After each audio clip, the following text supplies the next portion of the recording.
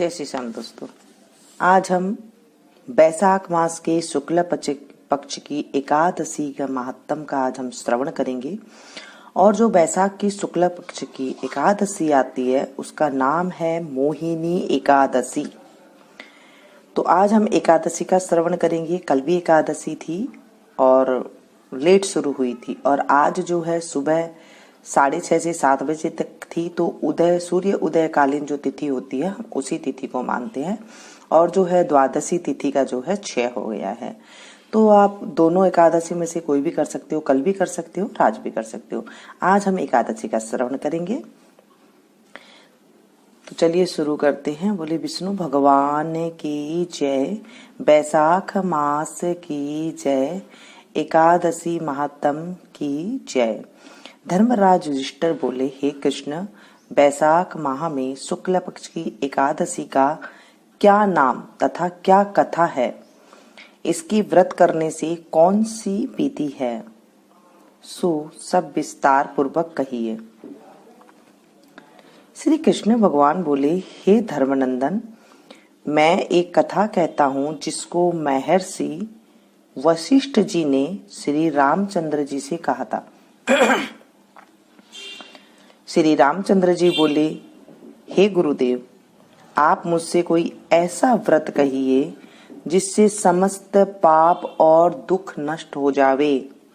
महर्षि बोले, हे राम, आपके नाम के स्मरण मात्र से ही मनुष्य पवित्र हो जाता है, इसलिए आपका यह प्रश्न लोक हित में अवश्य होगा।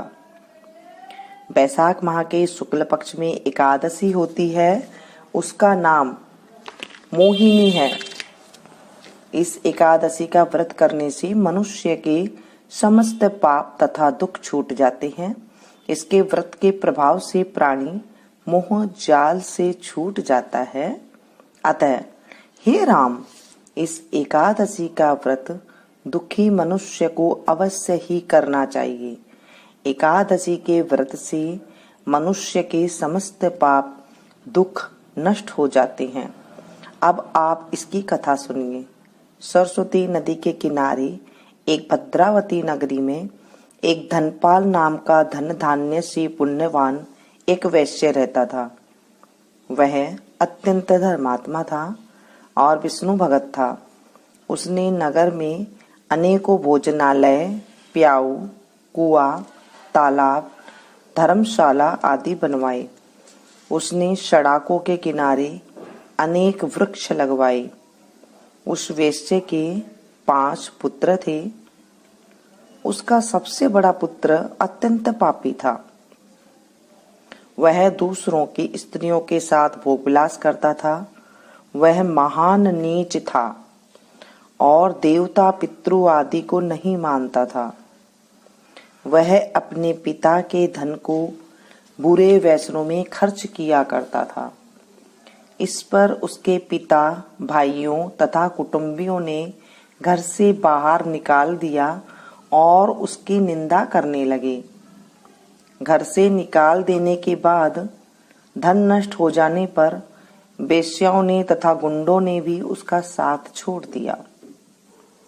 अब वह भूख और प्यास से दुखी रहने लगा। अब उसने चोरी करने का विचार किया और रात्रि में चोरी करने लगा। एक दिन वह पकड़ा गया और राजा ने उसे कारागार में बंद कर दिया। कारागार में राजा ने उसको बहुत दुख दिए और उससे नगर छोड़ने को कहा। अंत में वह दुखी होकर नगरी को छोड़ गया और जंगल में रहने लगा। वह बहेलिया बन गया और धनुष बाण से पशु पक्षियों को मार मार कर लाने लगा। एक दिन वह पापी भूख और प्यास से व्याकुल खाने की खोज में निकल पड़ा और कौटिन्य ऋषि के आश्रम पर जा पहुंचा। उस समय बैसाख का महीना था। कौटिन्य ऋषि गंगा स्नान करने आए। उनके भीगे वस्त्रों को छींटे मात्र से इस पापी के कुछ सुबुद्धि प्राप्त हुई। वह पापी मुनि के पास जाकर हाथ जोड़कर कहने लगा, हे मुनि, मैंने अपने जीवन में बहुत से पाप किए हैं। आप उन पापों से छूटने का कोई साधारण और बिना धन का उपाय बतलाइए। तब ऋषि बोले, तू ध्यान देकर सुन। तू बैसाख माह के शुक्ल पक्ष की एकादशी का व्रत कर। इस एकादशी का नाम मोहिनी है। इसका व्रत करने से तेरे समस्त पाप नष्ट हो जाएंगे। मुनि के वचनों को सुनकर वह बहुत खुश हुआ और मुनि की बतलाई हुई विधि के अनुसार उसने मोहिनी एकादशी का व्रत नहीं किया। हे राम जी, उस व्रत के प्रभाव से उसके सभी पाप नष्ट हो गए और अंत में गरुड़ पर चढ़कर विष्णु लोक को गया। इस व्रत से मोह आदि भी नष्ट हो जाते हैं। इसके महात्म को श्रवण व पठन से 1 सहस्त्र गोदान के बराबर पुण्य मिलता है। बोलिए विष्णु भगवान की जय। बैसाख मास की जय। दोस्तों, ये है मुख मोहिनी एकादशी व्रत का महात्म कथा। आज हमने श्रवण करी। हम द्वादशी तिथि को बैसाख महात्म नहीं पढ़ते हैं, तो आज हमने ये कथा का श्रवण किया है। आप अगर व्रत नहीं कर सकते हैं तो कथा भी सुन लेते हैं तो हमें उतना ही फल मिलता है। पसंद आई हो तो प्लीज एक लाइक जरूर दीजिएगा और इसे ज्यादा से ज्यादा अपनों के साथ शेयर कीजिएगा ताकि आपको भी लाभ मिल सके। जब आप किसी और के पास इसे शेयर करते हैं तो वो जब सुनते हैं तो उनका भी जो पुण्य होता है उसमें से आपको 16वां हिस्सा मिल जाता है। जैसे मैंने आपको सुनाई तो आपका पुण्य का 16वां हिस्सा मुझे मिला। जब आप किसी और को सुनाएंगे तो उनका पुण्य का हिस्सा आपको भी 16वां हिस्सा मिल जाएगा। जब वो किसी और को शेयर करेंगे तो उन्हें भी ये हिस्सा मिल जाता है। ऐसा हमारा ग्रंथों में कहा गया है, ये मैं नहीं कह रही हूँ। जब हम अच्छी बातें, अच्छी कथा का श्रवण करते हैं तो अपने आप ही जो है पाप का नाश हो जाता है और पुण्य की प्राप्ति अपने आप होने लग जाती है और हमें सुख की प्राप्ति अवश्य ही होती है। तो दोस्तों, इतने अच्छे पुण्य का काम हमें नहीं छोड़ना चाहिए।